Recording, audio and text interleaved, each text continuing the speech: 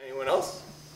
I have a question for Carolyn, because there aren't a lot of women doing what you do. Sure. Do you find that an interesting experience as far as doing panels like this?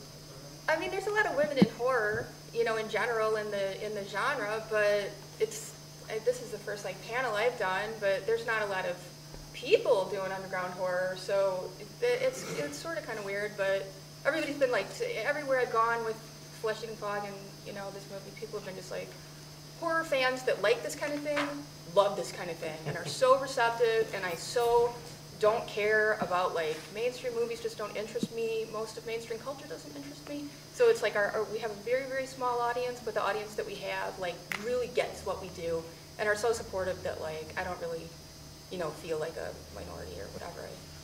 It's fun. It's like a party. It's been really, really great.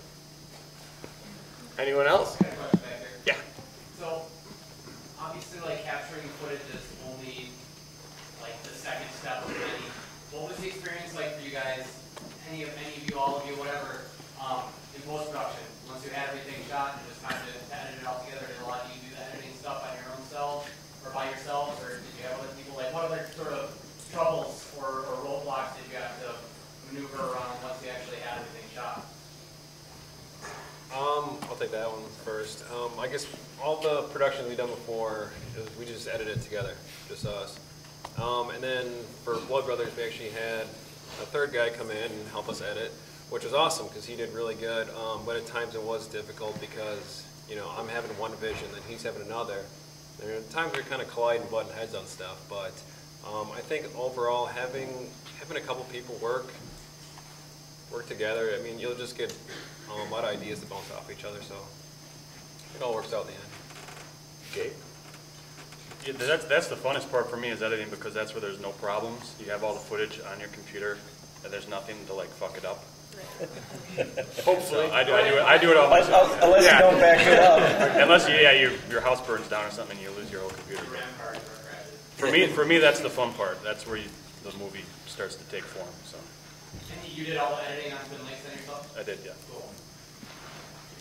I edited everything. We started out as it was supposed to be a 2-minute trailer, and I kept adding scenes to it, adding funny ideas to it, and finally I got to the point where I didn't have a way to tie it all together. And so we were going to do like a therapy scene where he goes in and tells about his story to a therapist, and he had to bail. The kid that played the young guy Ragnar had to bail because it's something to do with his fiance. And so I was talking to him on the phone one night, and he's like, what if you just got an older guy? And that's when I decided to steal from, what's that show, Shabby? We were talking about it today. Unsolved Mysteries? Unsolved Mysteries. Yeah, I stole that too. It's just steal. Don't steal from me. Don't steal from any of these guys, but steal from everybody else. Homage. No, it's called homage, right? I agree. Editing's like the funnest part because the production for us being totally broke is really grueling. But since we own our editing program and I have a pretty good machine, like Rob and I edit everything together, and that's when we can like, nobody's going to leave, nobody's going to have to go to work. It's like we can just do 24/7 on our own, you know, or around our schedule, whatever. Rob writes all the music, and post-production is just a blast. Fantastic. Well, we'll do one last one. I have a question for you, and I'd like to hear from everybody. How long from beginning to Event Horizon did it take you to do the film? So I did a film 2 years ago called Brother. It's just now releasing in Milwaukee. I thought the guy died in a car accident and I never hear from him again. But I'm just curious how long the process takes for what we saw on the screen.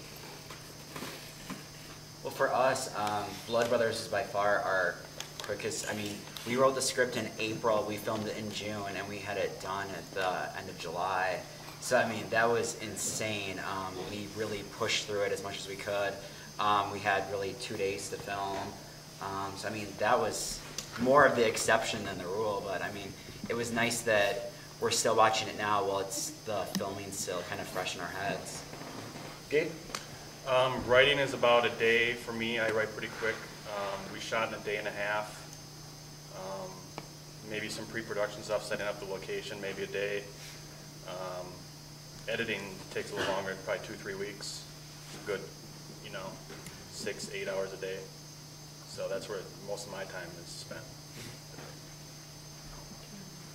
Rob could actually tell you Rob, how long, you know how many hours we shot, right? What's that? For Christmas Mommy, how long did it take us to shoot? 8 months.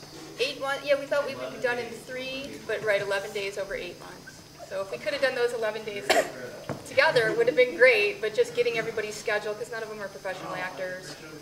Yeah, it's tricky. January 2010 to July 2012 is how long it took me to get everything together and actually have it edited and completed. So, kept shooting, like I said, every time I had a chance to write something new, I'd be like, Nikki, we gotta shoot something else. And he's like, God damn it, I'm getting married, dude. So,